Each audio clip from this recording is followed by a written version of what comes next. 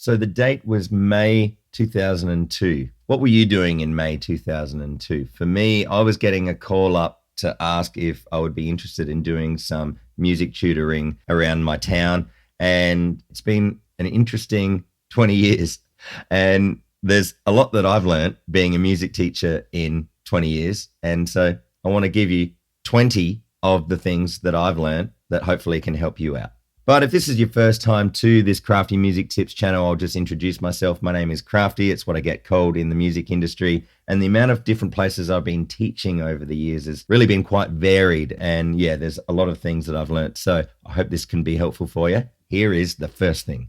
All right, if I remember starting off as a teacher, I was initially really intimidated. I was intimidated by like, oh my God, I have to teach all of these students all of the things in the small half an hour space that I have with them, and they have to practice everything. And it was interesting being intimidated. And then it took some time, and then I realized I'm like, oh wait, they're just different younger versions of me. And over the years, I've had some older students as well. And you just realize that they're just people, just like you. And if they have a connection to music, doesn't necessarily mean it's the same connection that you have, but you can connect in that regard. And so it becomes less intimidating. If someone describes you as intimidating, it's the greatest compliment you'll ever receive. At first, I thought it was a scam. You know, people were paying me to show them something that I could do just myself. So in the beginning, I definitely thought it was a scam, especially when students didn't practice. I thought, man, I'm just wasting these poor people's money, you know. And then I was feeling very down about it. And my guitar teacher at the time was asking me how I was going. And I said, you know, I feel like that I'm ripping them all off. And he said, don't ever think that, because he'd asked me, you know, were you there? Were you present? Were you on time? And did you spend time showing them stuff? Well, yeah, of course I did. He goes, there you go. That's what you're being paid to do. He goes, after that, it's up to them. So that was very good advice. In the beginning, I was thinking, I felt very guilty about accepting money. But then, yeah, over time, I have realized, okay, it is worth something. You're worth it. Always. Not everybody is interested in what you are interested in.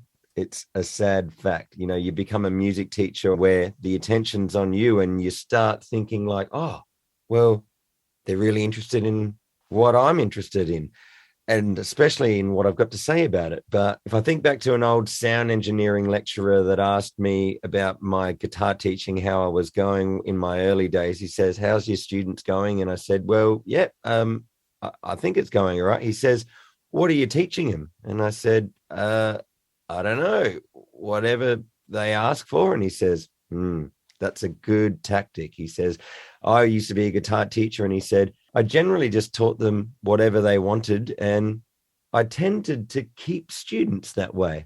Who would have thought? Sounds like a plan to me. One thing I learned was that I got better through being a teacher. How can that be? Well, if you're giving the same information over and over and over again, well, you're relearning it each time. And so it became just second nature, a lot of the stuff that I'd be learning. And then there'd be students where you show them and you expect them to get it with that information, and they don't get it. They don't understand it. So you need to kind of almost think about it in a new way, which then makes you relearn the information and know it better. So being a teacher, it's awesome for your own musical abilities. It's almost too easy.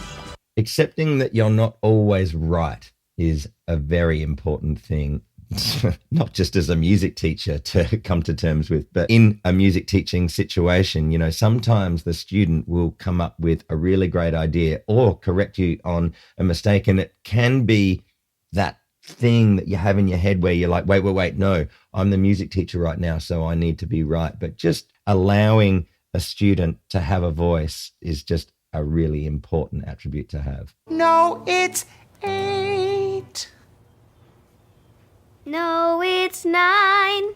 I'll go first. That's a saying that I regularly say as a music teacher, because let's face it, if you're a student and the teacher is asking you to do something that's out of your comfort zone, well, that's going to be pretty intimidating at the best of times. So I'll go first.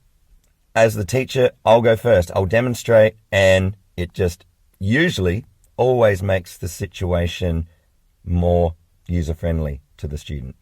Splitting learning into small sections is something that I really appreciated learning when I became a music teacher, because, I'd be showing people too much information all at once. And over time, sooner or later, I learned, the human brain can only take so much new information. And the specific method of splitting up the learning into very small little chunks, wow, that made my learning so much easier. If it's something that you don't really do consciously, then just make it in small, easy chunks. So much easier.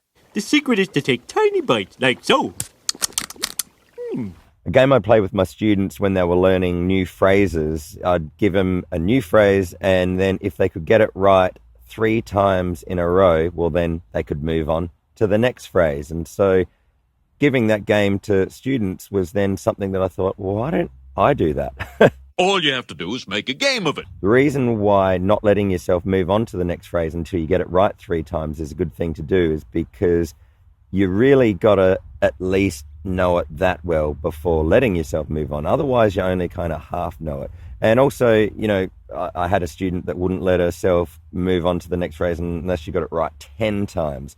And, that's I guess that's good in a way, but it also can be quite stagnating. So try it. Just learn a new phrase, get it right 3 times, and then move on to the next one. Next. This is the most important thing for me as a musician that I've got out of this, but it really helps when you're helping students learn songs. It's knowing the song structure first, really being clear on how long the intro is. Does it go straight into a verse, or when is the solo? Things like that. Just being really clear of the song's structure. Do I make myself clear? I couldn't value anything else more important when it comes to song learning. So if you're not really that aware of song structure, if you need a bit of a hand on some tips on being able to develop your song structure learning, well, then I've done a bunch of other videos on this channel to be able to give you a hand. I'll leave a link for them below.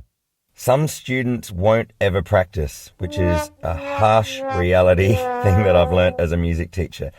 But, sometimes that's just the way life is, and it doesn't necessarily reflect on you. So what can you do about this as a teacher? Well, I realized years ago there was one student, he never practiced. And so instead of trying to show him things to practice at home, what I would do is I would give him a practice session, which is a bit of a different one-on-one lesson in comparison to what I would ordinarily do. But it actually worked out really fun. And then, at the end of the term, if his parents asked him, hey, so what did you learn on the guitar this term? He was able to show them the one song that we'd been practicing.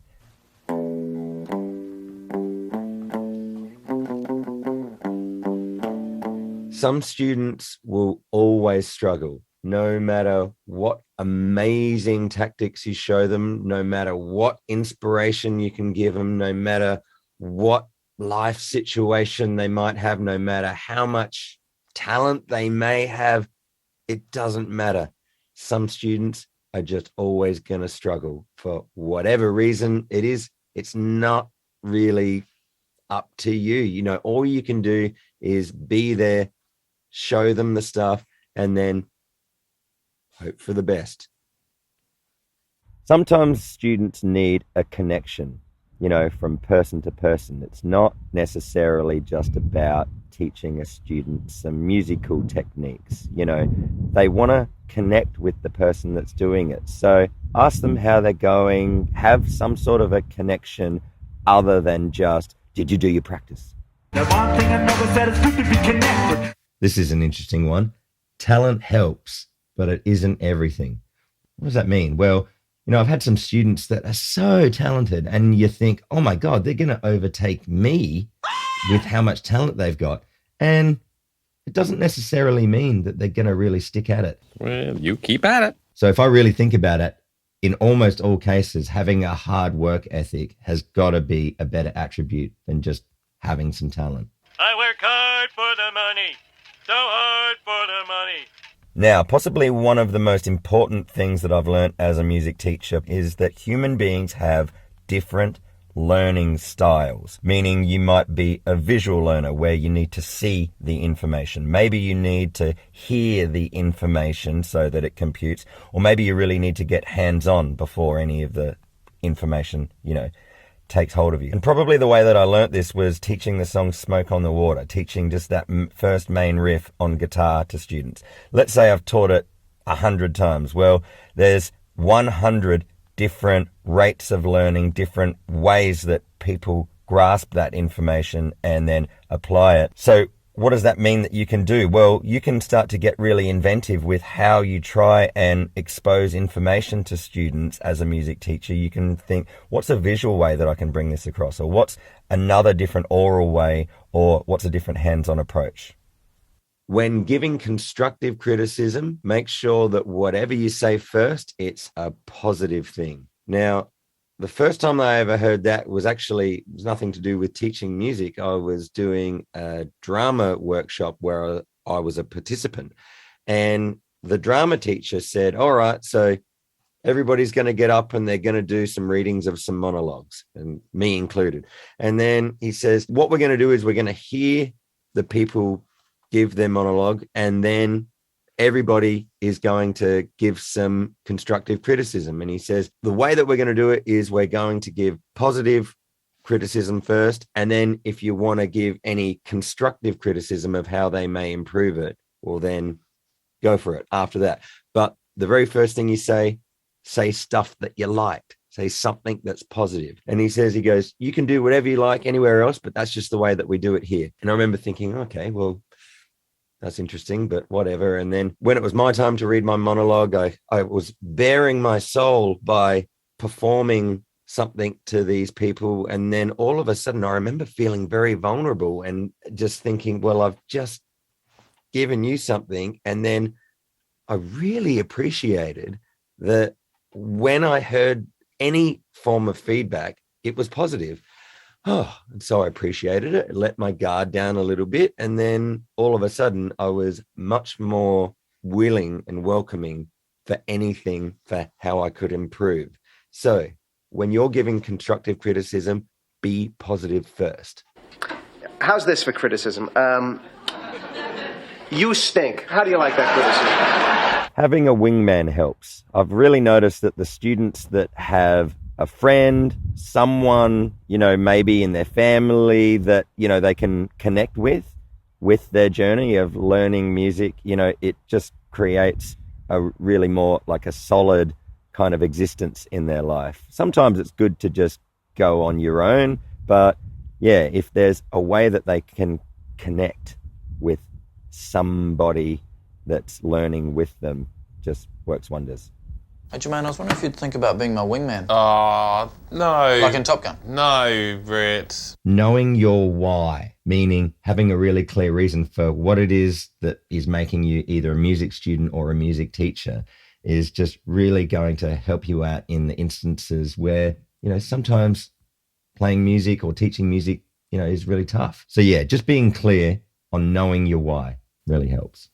Why separate now? Why separate now? Now, just a quick side note, if that's something that hits home for you, if you want a bit of a hand with being able to find your why, well, I'll leave a link below to an ebook. It's the Actually How Good Are You ebook. It's one of the parts of the book, and I really strongly recommend go check it out. Now, one of the sad statistics that you'll find out as a music teacher is that students will roughly about halfway through high school start thinking that other subjects and studies are more important, and so they'll quit their one-on-one lessons. And so it's just the way that lots of people go. Music is a hobby to a lot of students, not really a career path, potentially like it might be for you. Now, for the students that do last longer than year 10 music and they go into year 11 and year 12 music, well, a lot of them, when they finish year 12, they don't have that connection with music like they did during school, and sadly they get distracted by other life things, whether it's study or getting out in the workforce, and their connection with their music, whether it's an instrument or singing, sadly it can potentially fade away.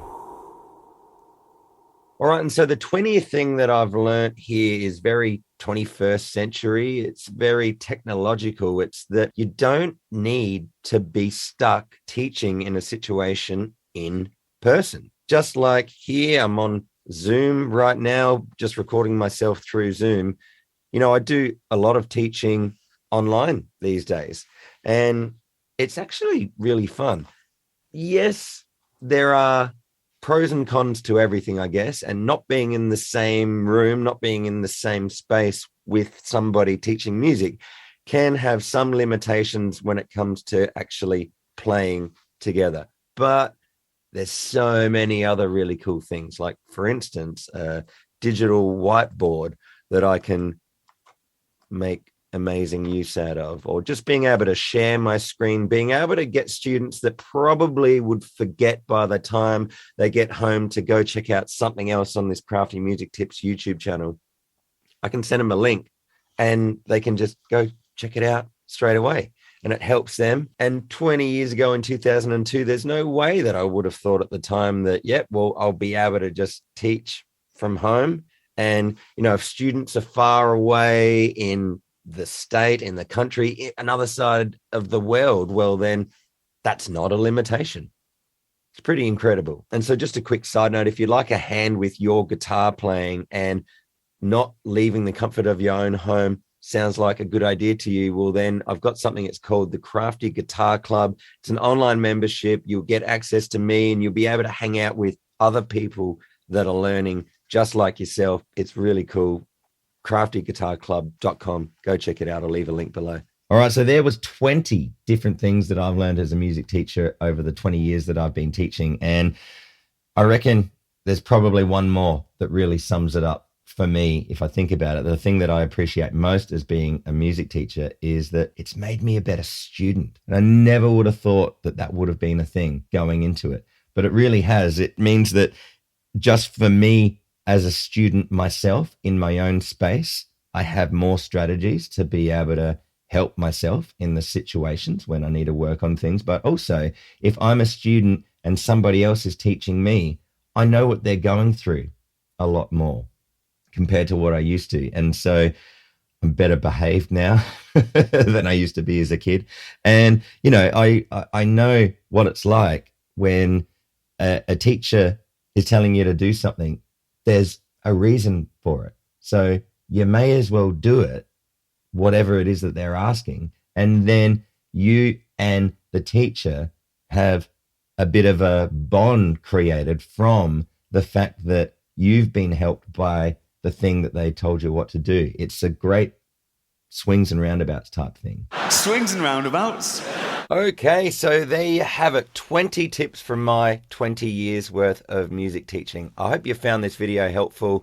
It was very enjoyable to go through and think, you know, what are some of the things that I've learned? Now, every so often I do get asked, how did you become a music teacher? So I made a separate video on the subject of that, if that can be of interest to you. Also, I have a heap of other different crafty music tips related videos on this channel for you to go check out. So I think that's it. I'll get out of here. Here's to another 20 years. Wherever you are, I hope you're rocking. And if you have a musical decision to make in your life, we'll make the healthy one. Cheers.